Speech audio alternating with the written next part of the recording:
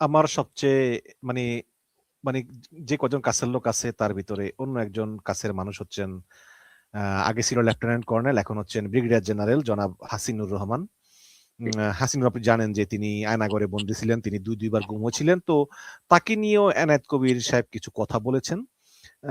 তিনি বলেছেন যে এই ইনি এই হাসিনুর নাকি মানে বিচ্ছিন্নতাবাদীদের সঙ্গে ওনার সম্পর্ক, তারপরে আহ উলফার প্রশিক্ষক ছিলেন উনি, তারপরে আন্তর্জাতিক অপরাধ ট্রাইব্যুনাল শেখ হাসিনার বিচার চলতেছে, এখানে তিনি এটাকে করতে চেষ্টা করতেছেন, মানে এটাকে প্রভাবিত করার চেষ্টা করতেছেন।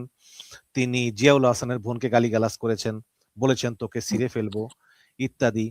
এবং তিনি হরকাতুল জিহাদ হিজবুত তাহিরির প্রশিক্ষক পদে কাজ করতেছেন, এবং লেফটেন্যান্ট জেনারেল কামরুল ইসলামের অধীনে একটা সামরিক তাকে নাকি কোর্ট মার্শাল দেওয়া হয়েছিল অনেক আগে, কিন্তু তাকে ক্ষমা করেন ওই যে সেনাবাহিনীর প্রধান, কি যেন ছিল নাম ওনার, সেনাবাহিনীর প্রধান, না না না না না, ওই যে উনি করেছিলেন শেখ হাসিনার বিরুদ্ধে, বক্তব্য দিয়েছিলেন, রাওয়া রাওয়া, হ্যাঁ, আইকেবি ইকবাল করিম ভুঁইয়া তাকে ক্ষমা করেছেন, এবং এই শেখ হাসিনার পতনের সঙ্গেও জড়িত ছিলেন।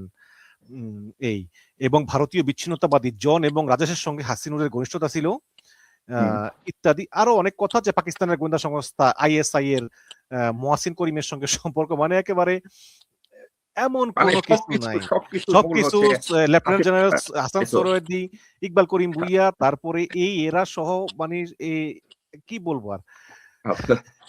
আচ্ছা, মানে এই জায়গাটায় আসে কি জানেন ভাই, সেটা হচ্ছে যে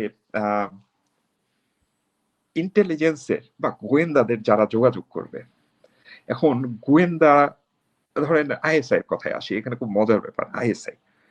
তো আইএসআই যদি একটা এজেন্টকে যোগাযোগ করে, সে কি এমন কোন লোকের সাথে যোগাযোগ করবে যে মিডিয়ায় খুব এক্সপোজড, তার সাথে যোগাযোগ করবে না। বরঞ্চ তারা তাদের এজেন্ট হিসাবে যাদেরকে রাখবে, তাদেরকে যাতে মানুষ সহজে ডিটেক্ট না করতে পারে। সাপোজ আমি যদি মিডিয়াতে খুব এক্সপোজ থাকি, তাহলে বাংলাদেশের যতগুলা মানুষের সাথে আমি যোগাযোগ করব, বিভিন্ন এজেন্সি আমার ফোন থেকে শুরু করে আমার সোশ্যাল নেটওয়ার্কে যারা আছে সবকিছু ট্র্যাক করবে। এখন হাসিনুর রহমান স্যার যতগুলা টক শোতে আসছেন অথবা যেভাবে ভোকাল হয়েছেন, উনি তো খুব বেশি মনিটর ছিলেন। এটাই হওয়ার কথা, যে উনাকে খুব বেশি মনিটর করা হবে। তো যে মানুষটা খুব বেশি মনিটর হচ্ছেন, তার সাথে এই ইন্টেলিজেন্স এজেন্সিগুলো কেন যোগাযোগ করবে না? আমরা যে কথাটা বারবার বলি ডিপ স্টেট, আবার আমরাই বলি আসলে ডিপ স্টেটটা কারা, যাদেরকে চেনা যায় না। ডিপ স্টেটটা কারা, তাদেরকে তো চেনে না, কেউ চেনে না, তারা কারা। এটা ডিপেন্ড করে। আপনি যদি আমাকে জিজ্ঞেস করেন, আমি বলবো যে সরকারের পিছনে থাকা বড় বড় ব্যবসায়ীরা। আবার তাসলিম খলিলের জিজ্ঞেস করলে সে বলবে সাদা চুলওয়ালা উপদেষ্টায়। এখন তাসলিম খলিল ভাই এক কথা বলবে, জুলকারনাইন সাহেব ভাই এক কথা বলবে। আমার তো লাগে যে যারা সরকার পরিচালনায় এরকম আছেন, তাদের যতটুকু পরিচালনার অভিজ্ঞতা আছে, তারা হাসিন স্যারকে বলেন, ইকবাল করিম ভুইয়া স্যারকে বলেন, হাসান সোহরাওয়ার্দী স্যারকে বলেন, তাদেরকে তো তারা ওয়াচে রাখছে অবশ্যই। এবং রীতিমতো চৌধুরী স্যার তো, সোহরাওয়ার্দী স্যার তো মনে হয় জেলেও ঢুকছিলেন, বের হয়েছে। তো এরকম ভাবে তারা যখন তাদেরকে ওয়াচে রাখছে, কোনো বোকা তাদের সাথে কমিউনিকেট করবে না, কেউই করবে না। এখন দেখেন, আপনি যেই বিভিন্ন বিচ্ছিন্নতাবাদী সংগঠনের কথা বলছেন, এই বিচ্ছিন্নতাবাদী সংগঠনকে ট্রেন আপ করা অথবা তাদের সাথে কমিউনিকেশন করা বা তাদেরকে হ্যান্ডেল করা, এটা হাসিনুর রহমান স্যার নিজের মুখ দিয়ে বলছেন যে এদের, বিশেষ করে এই যে আমরা যাদেরকে উপজাতীয় বা আদিবাসী সম্প্রদায় বা যেই গোষ্ঠীগুলাকে বলি, তাদের সাথে ওনার একটা খুব ভালো সম্পর্ক আছে, এবং আপনি যদি পার্বত্য চট্টগ্রামকে কন্ট্রোলে রাখতে চান, আপনার এইদেরকে হাতে রেখেই কাজ করতে হবে। তো বারবার কিন্তু উনি এদেরকে কিভাবে হ্যান্ডেল করা যায়, রোহিঙ্গা সমস্যা কিভাবে সমাধান করা যায়, কিভাবে এই বিভিন্ন বিচ্ছিন্নতাবাদী সংগঠনকে কন্ট্রোলে আনা যায়, উনি কিন্তু বারবার এগুলাকে বলছেন যে এদের সাথে যখন ক্লোজলি কোনো অফিসার কাজ করে, তখন সে তাদেরকে হ্যান্ডেল করতে শিখে যায়। এখন যারা অস্ত্র হাতে নিয়ে ঘুরে তাদেরকে তো আপনাকে অন্যভাবে ডিল করতে হবে। আপনি টেবিলে বসে চা খাবো, ওরা তো এইভাবে খাবে না।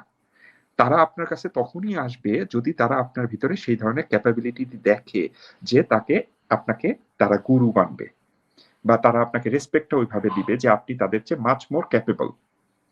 এখন হাসিনুর রহমান স্যাররা যে লেভেলের অফিসার, তাতে উনারা ইচ্ছা করলে অনেক কিছু করতে পারতেন, অনেক কিছু করে ফেলতে পারতেন, বাট তারা কোনোভাবেই মানে দেশ ও জাতির ক্ষতি হোক এই ধরনের কাজ কখনো করবে না, কারণ এগুলা তাদের ক্যারেক্টারের সাথে যায় না।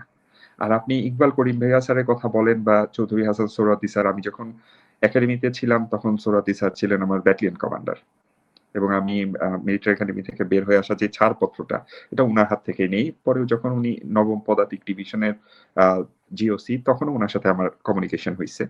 তো উনারা উনাদের ডিফারেন্ট একটা ক্যালিবার আছে, ডিফারেন্ট একটা ক্যালিবারের মানুষ, তারা ভারী কি আছে তাদের। তো তারা এমন কোনো ফালতু ফাতরামির সাথে তাদেরকে যদি কেউ জড়িত করতে চায় যে উনারা এটা করছে, এগুলো তাদের সাথে যায় না। একেকটা মানুষের সাথে একেক ধরনের কথা যায়।